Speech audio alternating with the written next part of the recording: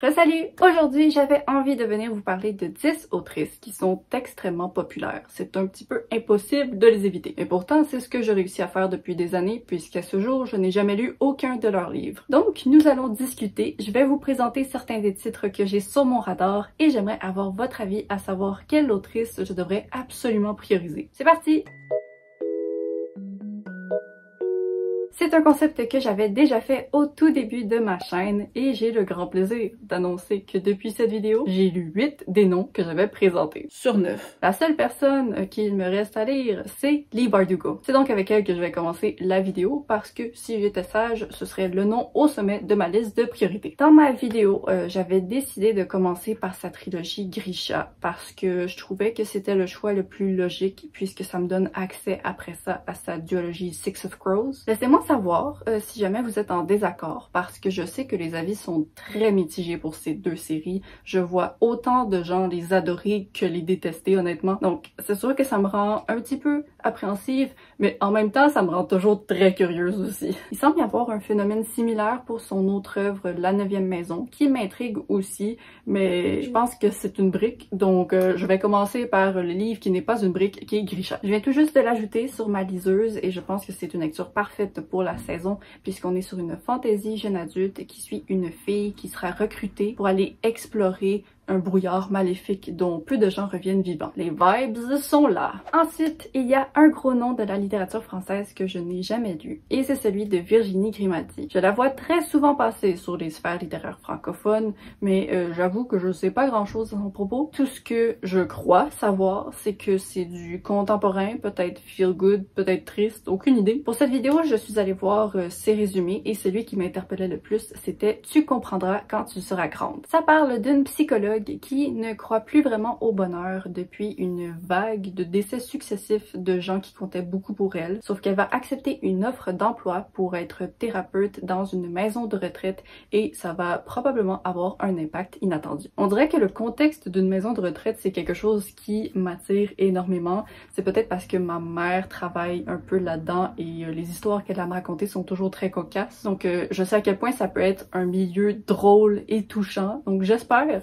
m'amuser et être touchée. Mais vous en savez certainement plus que moi. Je suis certaine qu'il y a des gens qui regardent cette vidéo qui ont lu des livres de cette autrice. Donc j'aimerais savoir, est-ce que c'est un bon livre pour commencer avec Virginie Grimaldi? Oui, je ne sais rien du tout. Ok, la troisième autrice dont je souhaitais vous parler, c'est Marissa Meyer. On la connaît principalement pour sa saga Cinder, qui est une sorte de réécriture de Cendrillon à la sauce de science-fiction parce que Cendrillon est un cyborg, donc un robot. L'autrice a aussi une autre série pour laquelle j'ai vu passer quelques avis positifs, ça s'appelle Renegades, mais c'est vraiment de Cinder dont j'ai le plus entendu parler dans ma vie. Je l'avais d'ailleurs sur mon radar pendant plusieurs années, mais finalement j'avais laissé tomber parce que j'étais juste pas certaine d'apprécier. Je sais pas, on dirait qu'il y avait quelque chose avec le résumé qui manquait quelque chose pour m'accrocher. Sauf que là, depuis que je suis sur Booktube, je vois beaucoup de gens lire la série pour la première fois et vraiment l'apprécier, donc ça m'encourage beaucoup. Je pense qu'il va falloir absolument que je donne une chance à cette saga. Sauf que lorsque je vais le faire, je crois que je vais y aller avec la VO, donc en anglais. Parce que j'ai une amie qui avait commencé le premier livre en français et elle m'avait dit qu'elle trouvait que l'écriture était vraiment pas géniale. Donc j'ose espérer que c'est parce que la traduction laisse à désirer. Sinon ça va être vraiment décevant d'arriver face à la version en anglais et d'être comme « Hey, toi aussi c'est pas génial ». On va espérer que non. Ensuite, un autre nom très connu que j'aimerais lire, c'est celui de Seanan McGuire, même si techniquement. Je triche un peu en l'ajoutant à cette vidéo parce que j'ai lu un livre qui a été publié sous son autre nom de plume qui est Mira Grant. J'ai jamais lu Seanan McGuire, ok? Ça compte pas. C'est l'autrice de deux séries que j'ai vu beaucoup passer sur Booktube anglophone. La première, c'est Wayward Children et la deuxième, c'est Middle Game. Je pense que pour commencer, j'irai avec Wayward Children parce que les livres sont très courts. Je vous donnerai bien une raison différente, mais c'est juste pour ça. Non, ok. Le résumé, c'est un concept qui peut être agréable. C'est une sorte de Narnia où en fait il existe des portes qui mènent vers d'autres mondes. Et donc on suit des enfants qui ont visité ces autres mondes, mais qui sont revenus dans la réalité et qui en sont un peu changés, mais personne ne les croit. Donc, de ce que je comprends, ils sont tous dans une école ensemble. Et là, ensemble, ils vont aller explorer les autres mondes. J'espère vraiment que je dis pas n'importe quoi en ce moment. Je n'entends vraiment que du positif pour cette série. J'étais pas certaine si ça allait me plaire, mais en même temps, ça a pas l'air de plaire à un seul humain.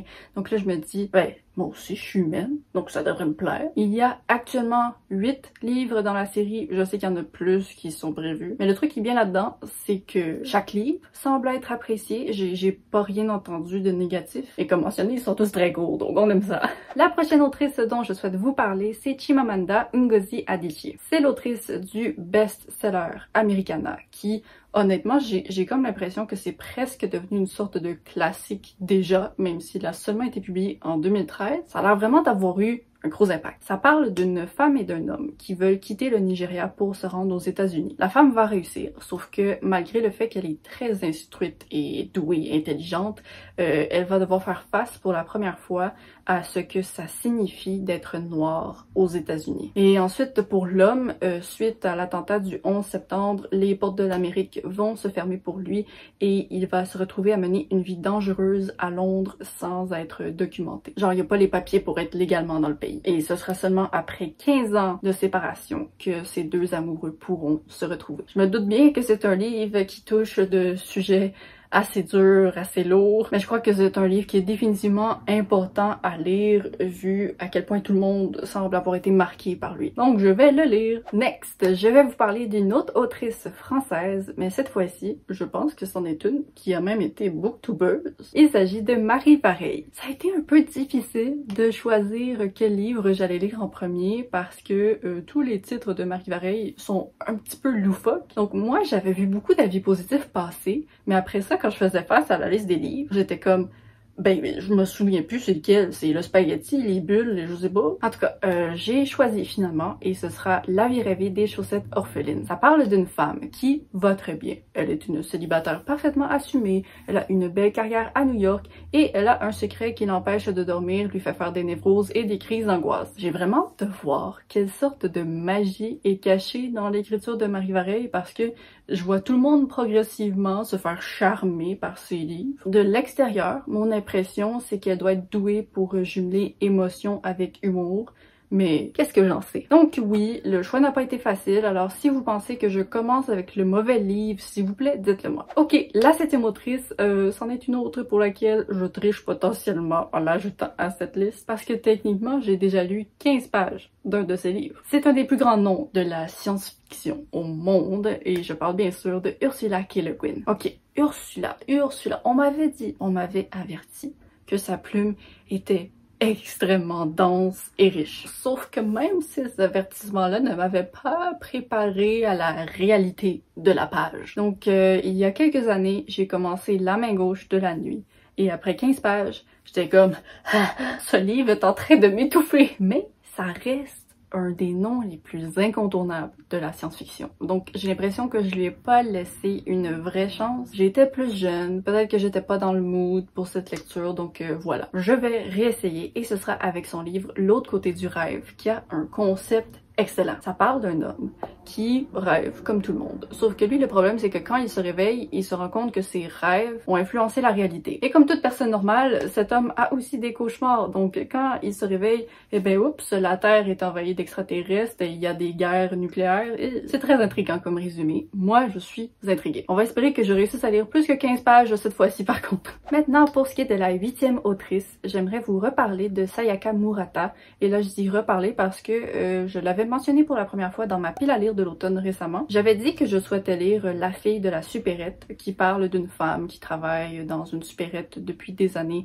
et qui peut un peu observer et juger le fonctionnement de la société alors qu'elle, elle en vit un peu dans la marge. Donc oui, j'ai toujours l'intention de le lire, mais il y a aussi son œuvre Les Terriens qui m'intrigue beaucoup. J'ai pas vraiment compris le résumé, je vous avoue, mais chaque fois que j'en entends parler, et j'ai d'ailleurs reçu quelques commentaires à son propos, ben ça m'intrigue de plus en plus. Donc, ma compréhension du résumé, c'est qu'il y a une petite fille qui avait une peluche hérisson qui avait pour mission de sauver les terriens. Et là, elle a grandi, elle a oublié ces choses-là dans son passé. Mais ça va revenir maintenant qu'elle est adulte et elle va devoir faire des choses. C'est peut-être la pire explication de résumé que je jamais donnée de ma vie, mais je me pardonne parce que je n'ai pas lu ce livre. Donc voilà, je pense quand même que je vais lire La fille de la supérette en premier pour respecter ma palle.